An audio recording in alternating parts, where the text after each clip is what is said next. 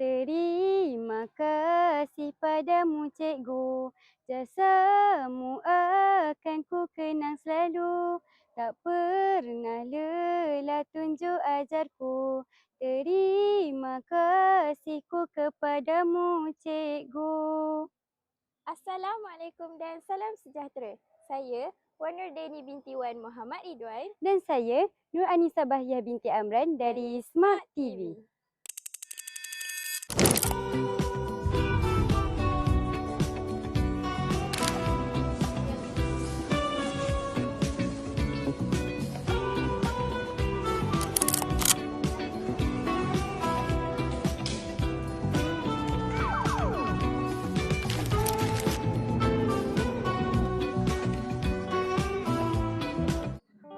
Pada hari yang penuh memakna ini, kami berada di Dewan Sekolah untuk berkongsi kemeriahan sambutan Hari Guru yang diraihkan pada 18 Mei 2026 dengan penuh ceria dan semangat oleh guru-guru dan murid-murid.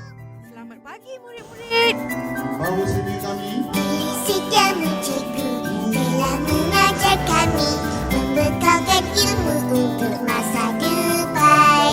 Dari ABCDE 1, 2 dan 3, sudah aku tahu baca dan kira. Tak terhingga pengorbananmu hingga aku. Siapa dia? Ayah. Sambutan Hari Guru ini juga turut dimeriahkan dengan persembahan belajar dan tayangan video serta aktiviti yang mencirikan semua warga sekolah. Akan ku kenang selalu, tak pernah lelah. Pelbagai aktiviti yang menarik yang berlangsung sepanjang sambutan Hari Guru pada kali ini. Terima kasih cikgu. Pelbagai aktiviti yang menarik yang berlangsung sepanjang sambutan Hari Guru pada kali ini. Contohnya, sesi pemberian hadiah. Dan mengajar untuk memastikan kami berjaya. Tak terhingga pengorbananmu.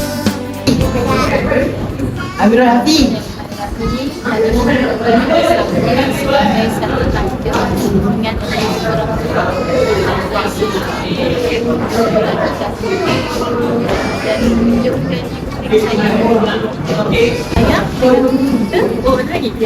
Bila kita sayang dengan kita, insyaAllah kita akan cepat sampai masuk syurga.